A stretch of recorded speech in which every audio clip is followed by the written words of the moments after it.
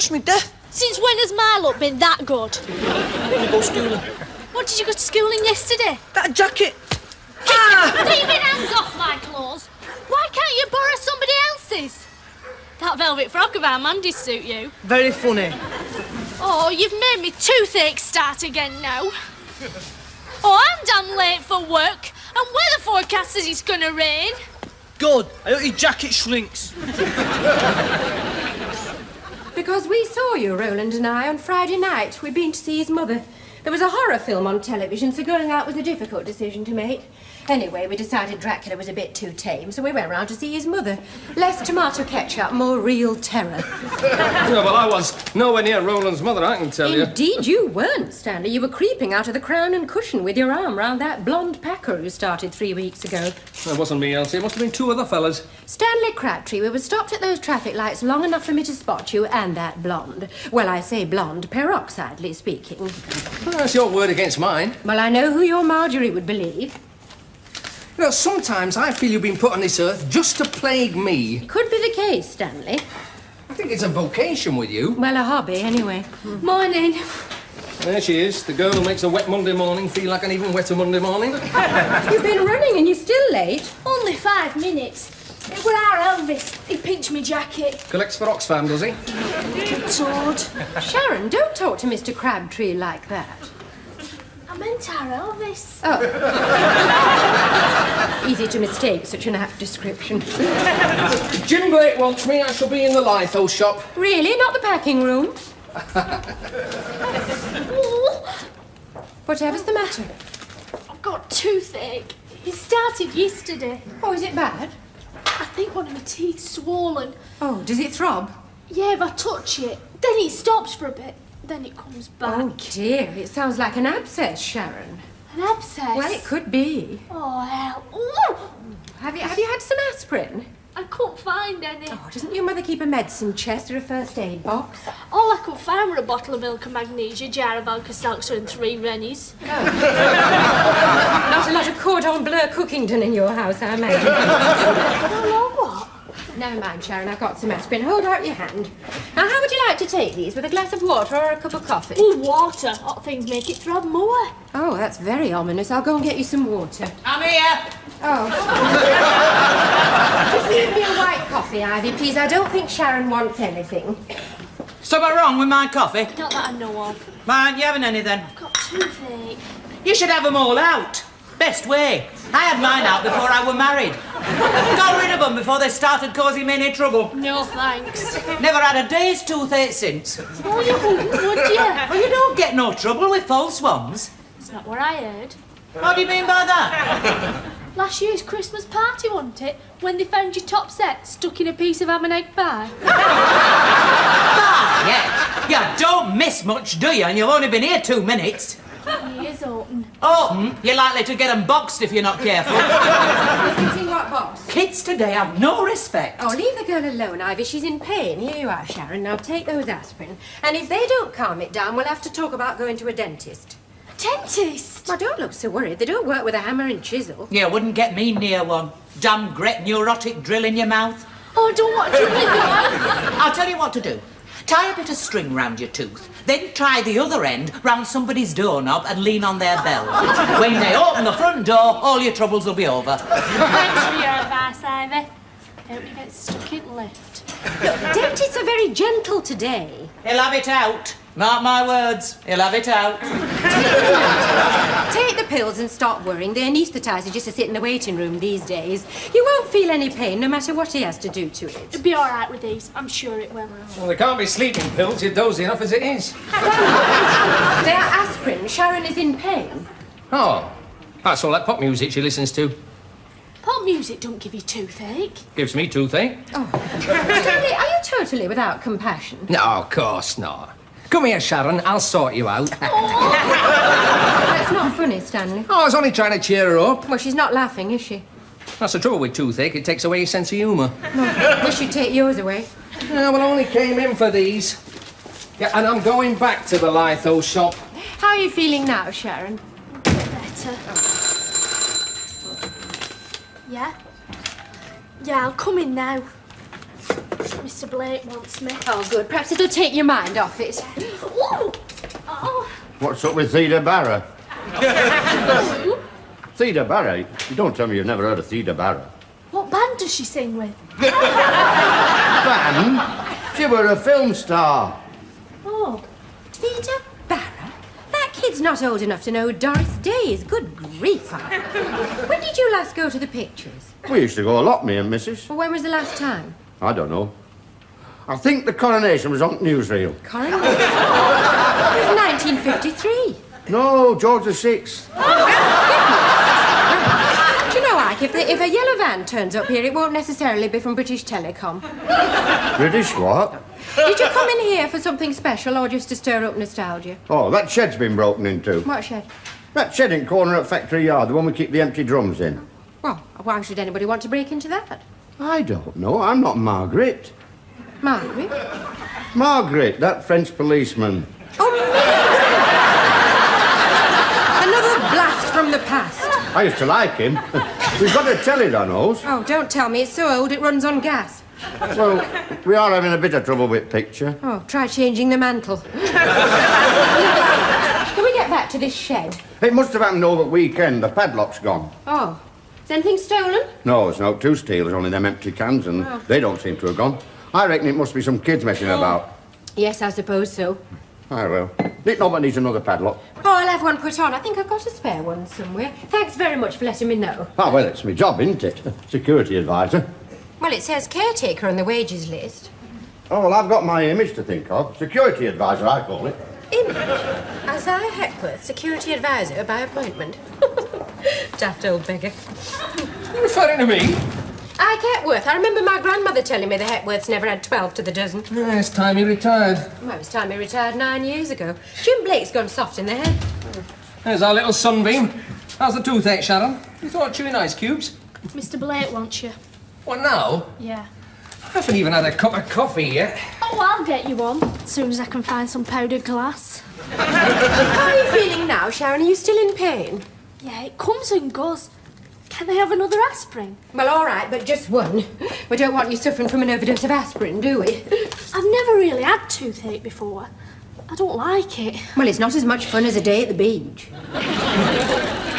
Vandals. You what? Vandals. The world's full of vandals. Last week it was sex maniacs. What was? You came in here last week and said the world were full of sex maniacs. Ah, well, it's full of both of them. Sounds as if it's getting a bit crowded. They're breaking into everywhere. Sex maniacs? Vandals. Have you and Florrie been burglared then? Burglared? Me and Florrie? What are you on about? Look, you started this conversation, I didn't. I thought you were going to talk about something proper. I am talking about something proper. That shed's been broken into. Well, why didn't you say so? I just did. Must have been vandals. Have they called in police? That's not worth it. There was no tin it. I bet it's an inside job. Some funny people working here these days. That all this was.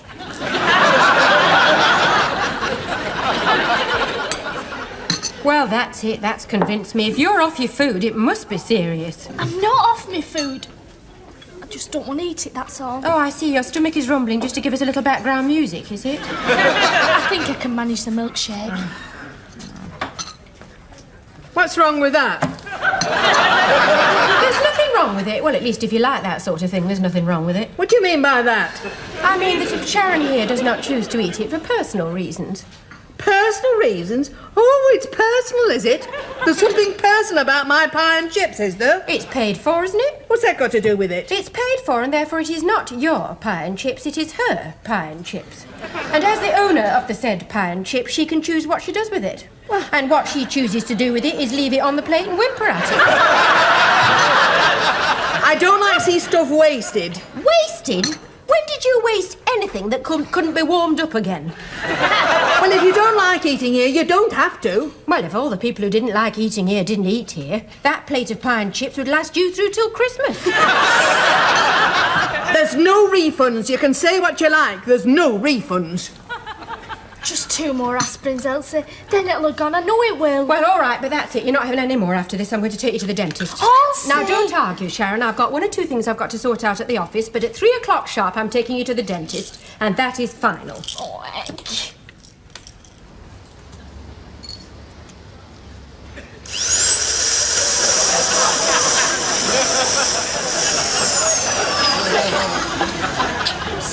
dentist. Oh, everybody's scared of dentists, Sharon. It's one of the basic facts of life. Like having no change when you finally find a parking meter. Or only bumping into old school friends when you're on your way into the hairdressers instead of when you're coming out. It'll go soon. I know it will. Well, I do hope so. You're looking very pale and drawn. At least what I can see of you under all that makeup looks very pale and drawn. Yeah, I feel pale and drawn. I think this pain's aging me. Well, perhaps a little work might take your mind off it before it takes you into your dotage. What's dotage? Old age. Oh, that's my mum's Auntie Edith's problem. They've just put her in home. She's not sick or anything. It's just dotage. You seem to have a lot of relatives, Sharon. Well, my mum's got 3 brothers and 2 sisters, and my dad's got 1 brother and 3 sisters. They've nearly all got kids, and there were 10 in my grand's family. Oh, your family gatherings must look like the Nuremberg rallies. Oh, never mind, Sharon. Try giving your typewriter a bit of attention before your fingers atrophy. Atrophy? Sharon! I've got an inquiring mind. I know you have. I've yet to find something you doesn't need to inquire into. I'm too young to be an expert. You might not be an expert, Sharon, but you're an original, I'll admit that. An original what? Pest is the word that springs most to mind. What are you up to? It's all right, I'm paying for it. You'd better. I've got to keep up my strength. Oh, aye. And I know who you're keeping up your strength for. You're insinuating something, Ivy? Folk notice things, you know. Like what? Like the sort of thing they incinerate. I don't know what you're talking about. She's married, you know. Who is? Who do you think? Look, I only came in for a chocolate biscuit. Didn't expect to be a victim of your KGB training. I don't approve of mucking about. Neither do I. Do a thing proper, or don't do it at all. That's my motto. It'll all end in tears. Have you seen a padlock anywhere? I'm sure I had a spare one somewhere. I haven't got it. No, I didn't ask you if you'd got it. I asked you if you'd seen it. No, I don't think so. What do you want one for anyway? Well, that shed in the factory yard's been broken into. Ike Hepworth says it just wants another padlock. Perhaps it's in old Crabtree's desk. Mr. Crabtree, Sharon, Mr. Crabtree. Oh, why do I have to call him Mr. Crabtree when everybody else calls him Stanley? It's a matter of respect, of common courtesy. 2 things rapidly disappearing from our way of life, I'm sorry to say. It can also be prudent to keep a certain distance between yourself and those in authority over you. I might call Jim Blake in here, but in there I call him Mr. Blake. And that's how it should be. A certain amount of distance. Well, there are some people who aren't very distant from Mr. Crabtree. Beryl Wainwright, for one. Beryl Wainwright? She works at packing room. Blonde? Yeah, I think she is this month. She looked a bit like Rula Lenska, except for her face. Oh, you know her, do you? She lives near me gran. Her husband works on bins. During the day he does anyway. What does he do at night? He's a wrestler. A what? Mad Mick the Mangler. My dad went to see him once. Said he were quite good. He had a bit of trouble a few months back though. He threw this bloke out at ring and broke a lot of his ribs. They're not supposed to do that, you know, break bones. He were dead upset about it, because he's a nice bloke, really, when he's sober. I can't remember where it was. I think he were in Blackburn. Perhaps he were in Burnley.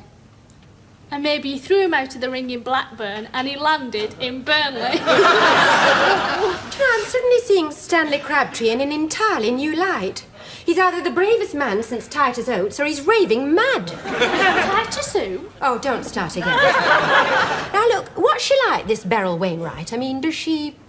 Well, is she... Well, does she go out with other men? Nor if they've seen Mick, she don't. Oh, but would she be that way inclined if they hadn't? You mean, does she put it about a bit? Well, I suppose you could express it like that. What would you call it, then? Well, I suppose I'd say she was willing to allow a certain amount of sexual licence. That sounds dirty to me. Hey, what's dirty? Am I missing something? Elsie were just talking about sexual licence. Oh, blimey, kid, not another expense. I've only just paid for the television licence. Can I help you? This is Beryl, Elsie. Yes, I thought it might be.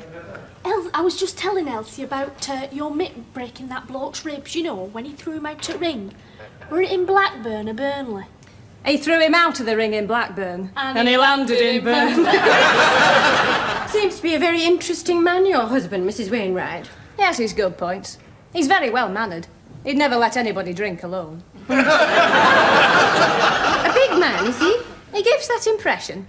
Especially when he's got you in an half Nelson. And a Stanley Crabtree met this husband of yours? Stan, not likely. As a matter of fact, it was Stan I came in here to see. He's with Mr. Blake at the moment, but you can leave a message for him with Sharon. Sharon, I'm going to look for Ike Hepworth. He's the one who should be looking for ironmongery. Okay. Who's Ike Hepworth? The caretaker. Oh, I know him. Daft old devil. He came up to me last week and said, "Didn't I see you as Oldham Carnival Queen?" I said, "I don't know. When were you Oldham Carnival Queen?" Oh, me tooth. You got toothache? Yeah. I hope Elsie Beecroft hasn't gone looking for ironmongery to take your teeth out with. No, she's after a padlock for that shed in Factory Yard. Somebody's broke into it. That shed? Did they, El? Yeah, they did. It was Stan. Stan? He took the lock off so I could meet him there after work Friday night. Stanley Crabtree? Don't say it like that, Sharon. He's not that bad. Oh, he's horrible. I think he's quite good looking. In a way. There's a lot of character in his face. There'll be a lot more when you're mixed-thumped him a few times. Ah, Beryl. Hello, Stan. What's up, Sharon? I just wanted to look at your face. The way it is now. What's she on about? You never know with kids. Well, how are you, Stan? You got over Friday night yet? Now, look, I can't talk to you in here. Somebody might come in. I don't want people getting suspicious. I only wanted to say it's all right for tonight. My husband's going out, but I can't be home too late. All right. All right, meet me in the shed, 5:30. You do pick some romantic spots, Stan. Now, ink stains all over my tights after Friday night. Be reasonable, Beryl. Where else could I meet you? A suite at the Midland Hotel might be considered. Not by me, it couldn't. Look, we got spotted coming out of the Crown and Cushion on Friday night. I should never have let you talk me into going there. All right, I'll see you in the shed. Here, cowboy. It had better be worth it. Can rely on me, Beryl. I taught Warren Beatty everything he knows.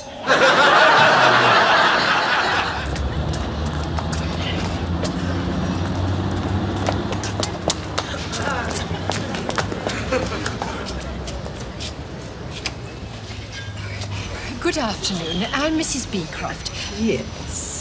I rang you earlier about Sharon. Don't worry, I'll get her. Ready for you now, Mr. Robertson.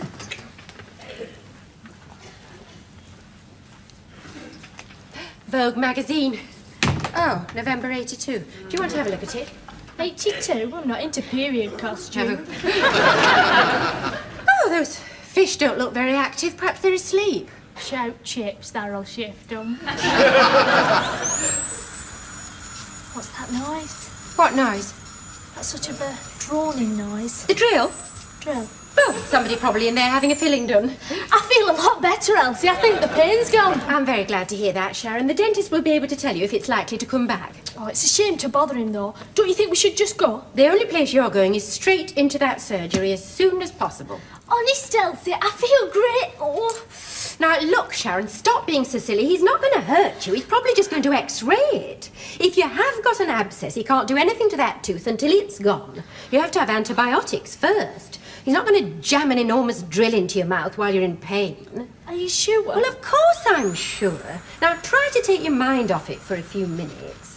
Is there anything urgent Mr. Blake needs doing at the office? Because I can do it when I go back. I think you should go straight home from here. No, I don't think so. I left a couple of letters on his desk for signing. Right, well, I'll see that they get posted. Oh, and I forgot to tell you about the shed. Oh, yes, that lock. I couldn't find one either. I just have to leave No, another it one. wasn't Along now.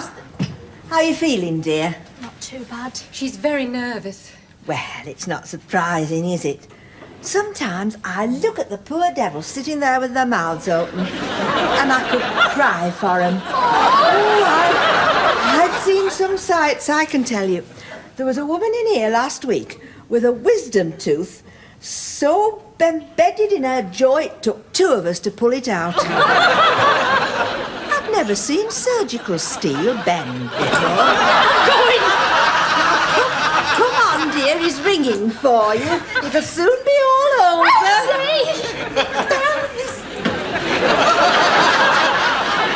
I'm going now, Mr. Blake. It's almost 6. Yes, I'll see you tomorrow. Right, good night. Oh, did you do out about that padlock? Oh, I'll get another one tomorrow. I've had a very busy day. Aye, all right. Oh, would you give these to Stanley? Well, what are they? I think he's gone home. The paper samples, he left them on my table at dinner time. All right, I'll put them in his desk. Oh, I knew I had another one somewhere. I? Oh, I better put it on myself. Do you hear a noise? No, get off a minute. I'm sure I heard a noise. Everybody's gone home. Come here.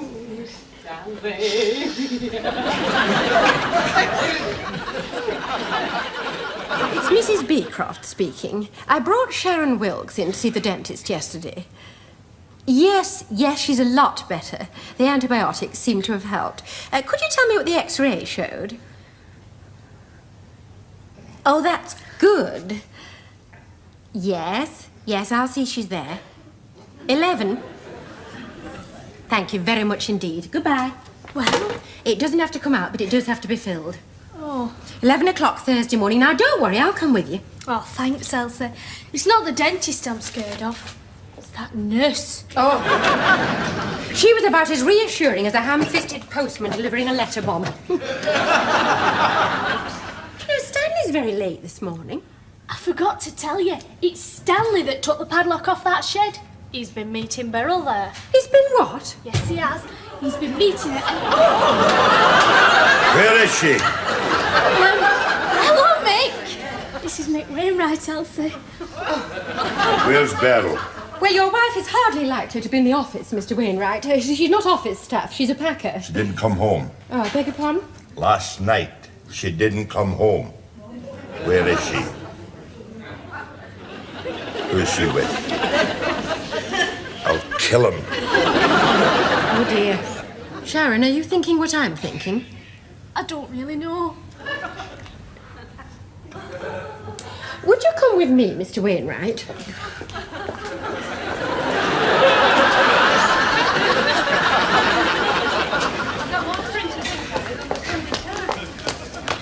Morning, Beryl. My fault we got shut in the shed. My husband will be going barney. Oh, scared of your husband, Beryl? Not me.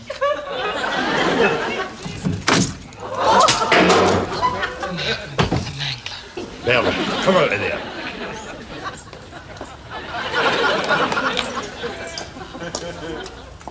And now you. Oh, silly Beryl. You could lose your husband if you go on like this. Lose him? I'd donate him to medical research if they'd have him. Keep quiet.